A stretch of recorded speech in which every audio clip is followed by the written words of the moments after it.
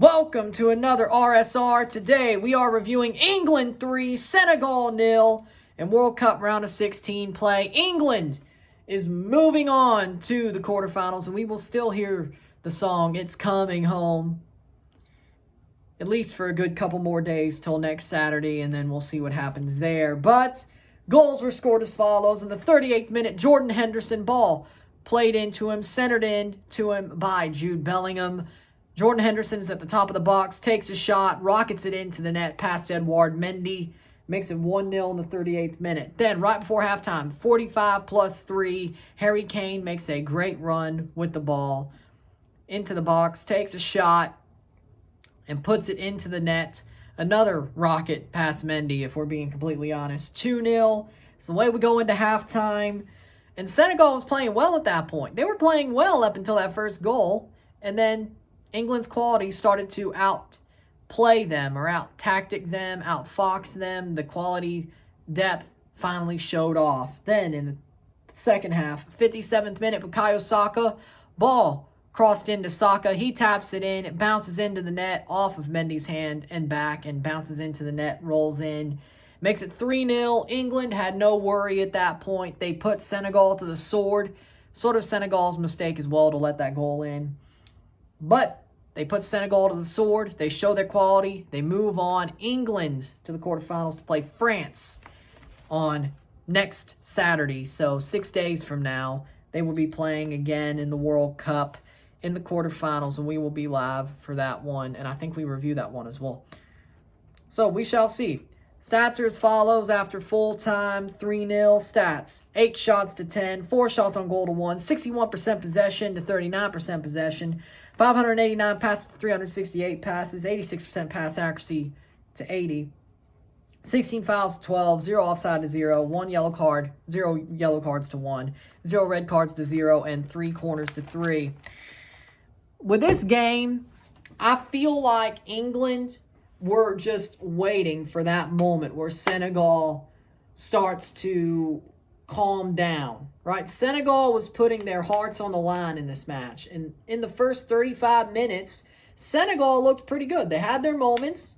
They looked like a pretty good team. They played well. They played forward well a good bit of the game in the first 30 minutes, the first 35 minutes. Senegal looked like they had a chance to at least get this to extra time, if not pull the upset. But England, their quality finally had shown out. As that half progressed, as the game progressed, England didn't need long to put them to the sword, to put Senegal to the sword. Their quality did show through, their players' quality, not their coaching quality, not their manager's quality, but the team player, group of players' quality did show itself in this match. Bellingham with a beautiful assist and a beautiful goal, Jude Bellingham. Harry Kane does score a goal for the first time in this World Cup. He said he was saving his goals for the knockouts. Well, he gets one here. And Jordan Henderson scores his first goal for England overall. That goal was way more of Liverpool Henderson than England Henderson. And people were mad he started. Well, guess what? He scored a damn goal. How interesting, right? Senegal, though, I think they were very much missing Idrissa Gueye. I think they were missing him heavily on that suspension. I said as much would happen. And Senegal definitely played with their hearts on their sleeves for the first 30 minutes, but that's not going to beat a team like England. It's just not. It's just not going to beat England. If you play with your heart on your sleeve, you're going to tire out. They're going to find ways to beat you down, break you down, and then win and put you to the sword. Well, what did they do? Right? That's the way I see this game. England were sitting back and waiting until it was the right time to strike in this game. That's what they did.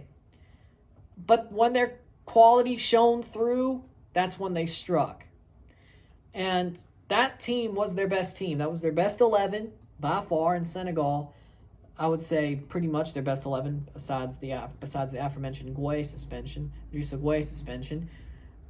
With that being said, though, England, Pickford didn't have much to do, but when he had something to do, he did it. I still think Ramsdale's a better goalkeeper, but I can't complain right now because Pickford did his job when needed, when called upon. He made a save. He caught the ball. He collected it. No problem. Defensively, Stones, Maguire,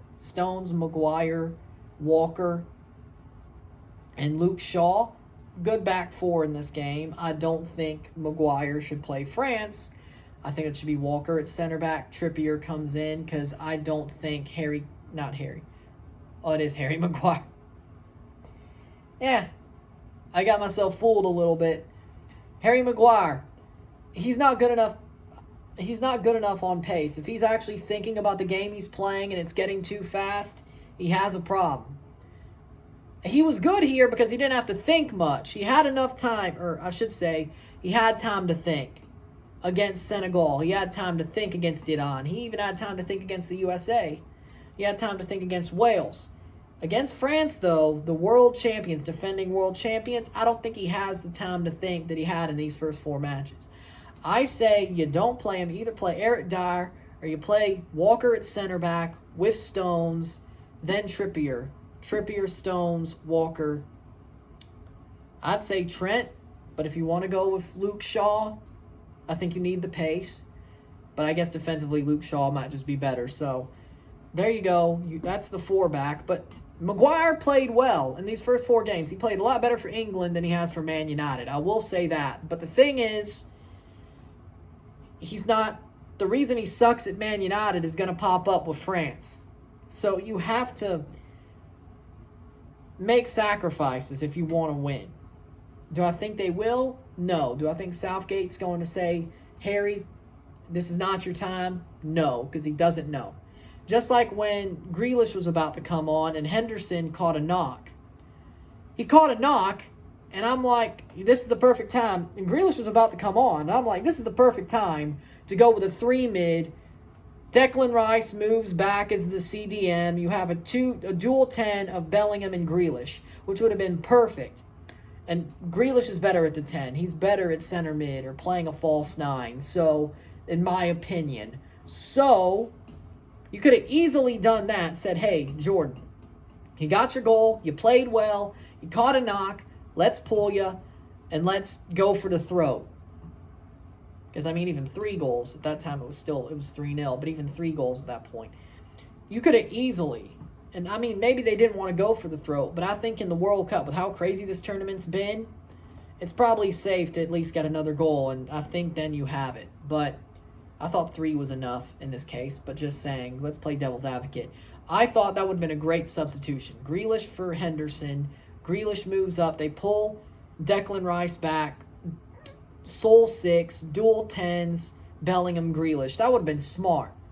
England would have scored 2 more goals if they did that, but I guess at this point it doesn't really matter how many goals you score. It just matters if you get through. And they scored 3. They didn't need 5, but I just think that would have been better. Point is, for me, the English tactics, they have talented players. That's my point. My point is, the players are talented, and that talent of these players showed out as this match went on, and that's why Senegal lost. Because Senegal played with their hearts on their sleeves, but that tired them out quicker. And once the talent had time to work for England, they got to work, and they ended this game and won it pretty easily. And it always looked like it would be an easy win for England throughout the whole match, even when Senegal was playing well. But they had you thinking that maybe they could pull off a extra time at the very least. No.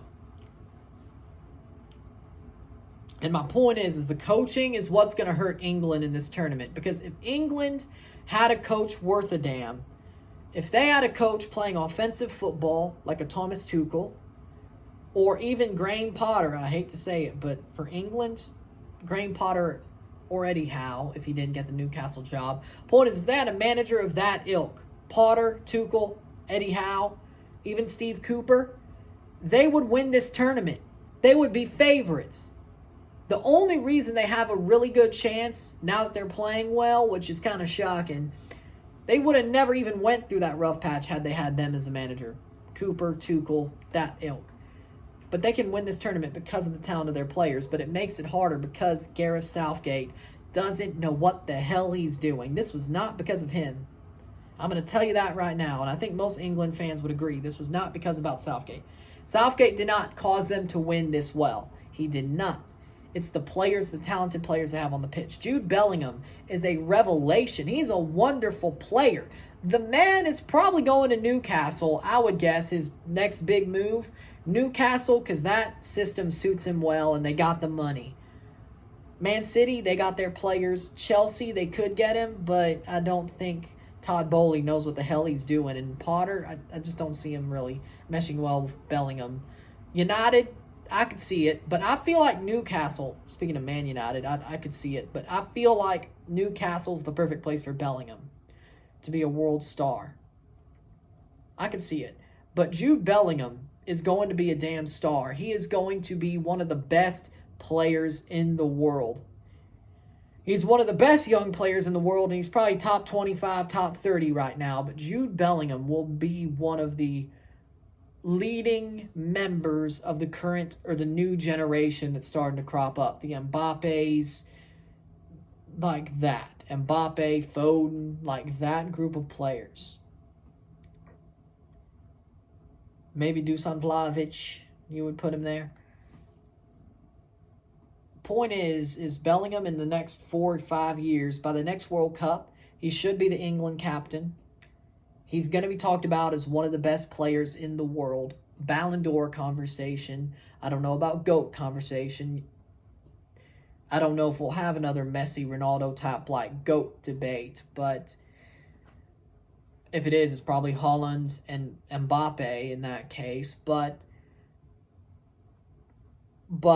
Jude Bellingham is going to be in discussion for Ballon d'Ors every year in the next 5 years. Simple as.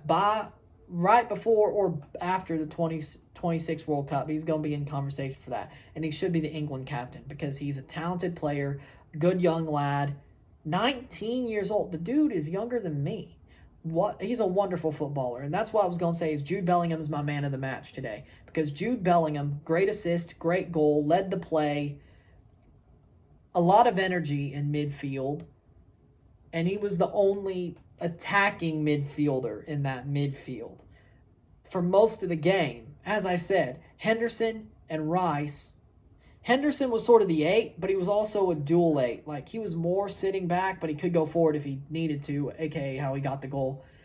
Bellingham was really he was the 10, and he was the only really attacking midfielder in that setup. And he had a lot of energy, played the ball well, played it forward well, cycled the ball well, great goal, great assist. Bellingham deserves man of the match in my book. Wonderful player Jude Bellingham is. Man of the match in my book. So with that being said, that's what I think about this match. England, their quality won them this match in a runaway pretty much. Once they were able to run away and win this match and put Senegal to the sword, they did. Senegal had their moments. They played okay. They could keep their heads held high, but they're eliminated. England rightfully goes through in a runaway. Great performance by England, not because of their manager, but because of the players they have on the pitch. And I'm not saying all 11, I'm just saying, or the 16 that played, most of them though, right? So, great game by England, good game by the Three Lions, well-deserved advancement. They will be playing France in the quarterfinals, and that's going to be a real test. It won't be this easy. I can tell you that much. With that being said, if you like this video, like it, share, subscribe. You know what it is. Tell your friends. Hit that like button. Hit that subscribe button. Hit that bell notification once subscribed. Send super chats on the live streams. Comment on this video. Put this in playlists. Share it with friends and family. All that great stuff. I will see you tomorrow for a live watch-along of Japan versus Croatia. And a live watch-along and review of Brazil versus South Korea. Match day 3 of the round of 16. We're halfway through the round of 16. And in 2 days from now, we'll be halfway through the knockouts. There will only be 8 matches left after the next 2 days. With that being said, 13 teams remain and 20 teams eliminated. 12 teams remain, 20 teams are eliminated. Yes, there we go. See, I forgot to count out Senegal. 12 teams remain in this World Cup.